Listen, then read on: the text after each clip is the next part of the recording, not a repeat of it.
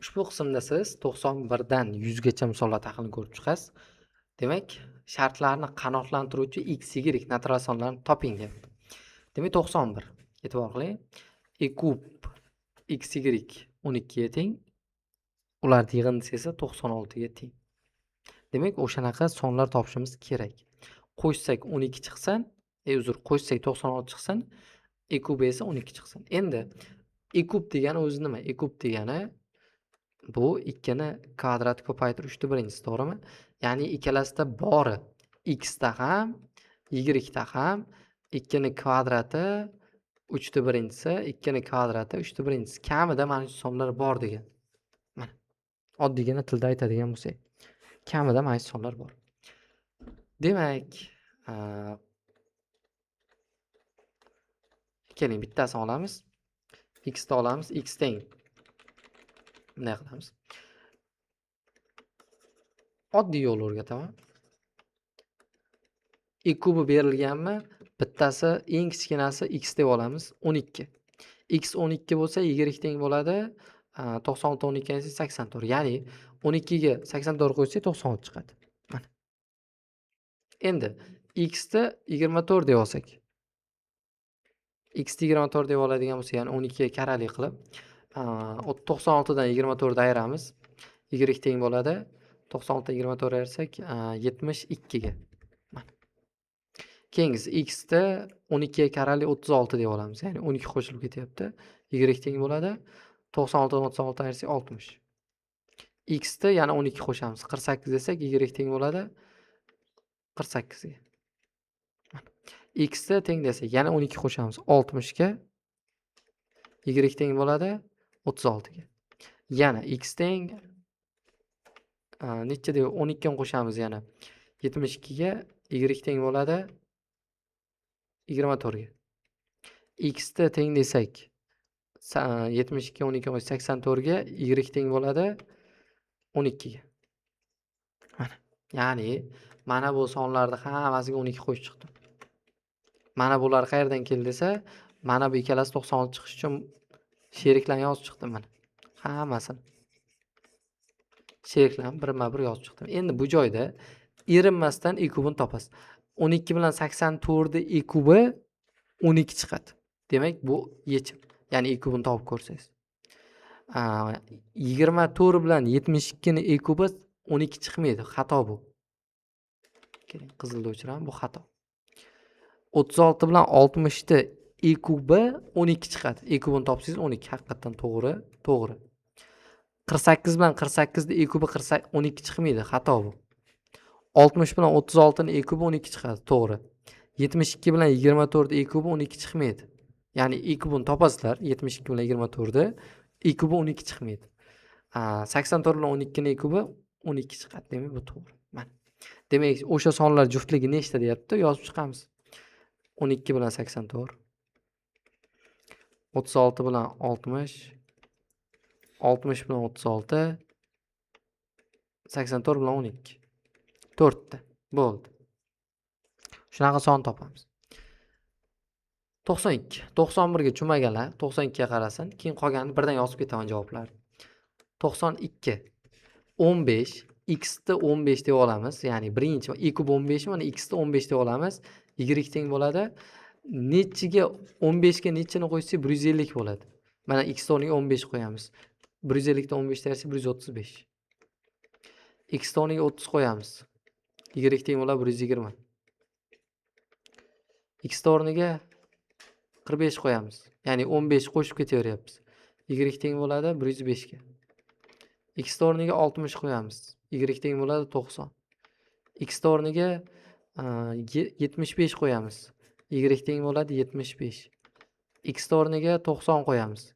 Y teng bo'ladi 60. X o'rniga 105 qo'yamiz. Y teng bo'ladi 45. X o'rniga, ya'ni 15 qo'shilib ketyapti. 120 qo'yamiz. Y teng bo'ladi 30. X o'rniga 135 qo'yamiz. Y teng bo'ladi 15. X o'rniga 150 qo'ya olmaymiz, chunki y 0 bo'lib qoladi. Demak, buni orqaga qaytaramiz. Mana shu sonlar ketma-ket yozdik va o'sha topgan har bittasini siz nima qilasiz? O'sha topgan sonni har biriga i kub topib chiqasiz. Mana misol uchun 15 bilan 135 ni i kubini topasiz. Agar i kub 15 chiqsa to'g'ri bo'ladi. Hozir bizda i kub 15 chiqadi bunda. To'g'ri. 30 bilan 120 i kubini topsangiz 15 chiqmaydi, 30 chiqadi. O'shuning uchun bu xato. 45 bilan 105 to'g'ri. 60 bilan 90 xato, chunki i kubi 15 chiqmaydi. 75 bilan 75 ni i kubi ham 15 chiqmaydi. 90 bilan 60 ni i kubi ham 15 chiqmaydi. 105 bilan 45 ni i kubi 15 chiqadi. 120 bilan 30 niki i kubi chiqmaydi. Ya'ni i kubi 15 chiqishi kerak. Demak, buniki ham chiqmaydi. Buniki chiqar ekan, uzr. 135 bilan 15 ni i kubi 15 chiqadi. Demak, o'sha sonlar ketma-ketligi 15 135 45 105 105 45 135 15. Mana. Demak, 4 ta. Mana javob 4 ta ekan. 92-misolga. 4 ta mana shular. Ko'rdingiz, son tanlaysiz, boshqa ilojingiz yo'q. Endi bu yog'iga men har bittasini javobini yozib ketaman, ya'ni o'shanaqa tarzda topasiz. Misol uchun x ni 11 ga karali qilasiz. 11, 22, 33, keyin har birini i kubini topib chiqasiz. O'sha i kubi 11 chiqishi kerak. Demak, 93 ta javobi 11 bilan 88 to'g'ri keladi.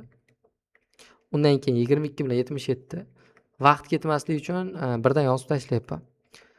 44 bilan 55 to'g'ri keladi. Qo'shsa 99, i kubi 11 chiqadigan sonlar bo'ladi. Keyin 88 bilan 11. Bu 93-misolga.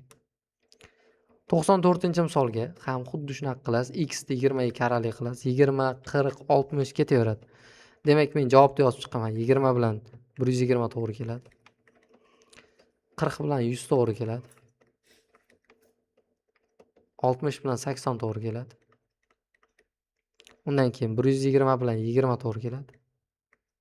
Undan keyin 100 bilan 40 ham to'g'ri keladi. Bo'ldi, demak, mana shu 94 ga. 95. Demak, 95 ga. E'tibor qiling, 9 bilan 90. Mana javobini yozib chiqyapman endi. Keyingisi 18 bilan 81. Undan keyingisi 27 bilan 72. Undan keyingisi demak 36 bilan 63. Undan keyingisi 45 bilan 54. Undan keyingisi demak 54 bilan 45. Bularni qo'shsangiz 99, i kubi 9 chiqadigan sonlar. Ikkitaliklar. 63 bilan 36. Keyingisi 72 bilan 27. Keyingisi 81 bilan 18. Va 90 bilan 9. Mana. Bo'ldi. 96-misol ham xuddi shunaqa. Endi i kubga ko'paytirsak 432 chiqishi kerak. I kubga 72 chiqadigan son topish kerak. Ya'ni 96 da. Demak, o'sha son 6 bilan 72, ya'ni 6 ni 72 ga ko'paytirsak 432, i kubga esa 72 chiqadi. Mana. Keyingisi 18 bilan 24. Undan keyingisi demak 24 bilan 18. Undan keyingisi 72 bilan 6. Demak, 4 ta son bor ekan. Mana. Bularni o'ylab o'zingiz yozib chiqasiz. 97. 97 da 2 bilan 24, 6 bilan 8, 8 bilan 6, 24 bilan 2. Bu sonlarni ko'paytmasi 48, i kubga 24 chiqadigan sonlar to'plami hisoblanadi. Mana 97 ga. 98. 98 ham xuddi shunaqa yozib chiqishingiz kerak. O'sha sonlarni topish kerak. 4 bilan 160. Ko'paytirsangiz 640, i kubga esa 160 chiqadi. 20 bilan 32. 32 bilan 30. 160 bilan 4. Bo'ldi, boshqa son yo'q. 99 ga ham xuddi shunday yozaman. 99 ga faqat ko'proq, ya'ni ko'paytmasi 1800, EQQ 180 chiqadigan sonlar. 8240. Ya'ni ko'paytirsangiz hozir bu ikkita sonni 1800 chiqadi, EQQ esa 180 chiqadi. 16 bilan 120. Undan keyingisi demak 24 bilan 80.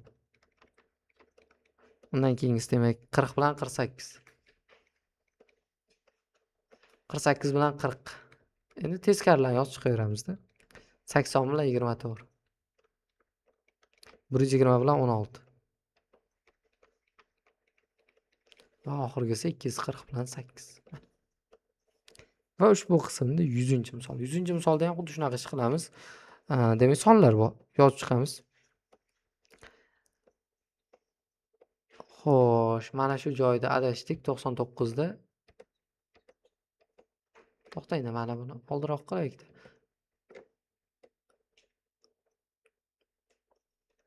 Mana bu misol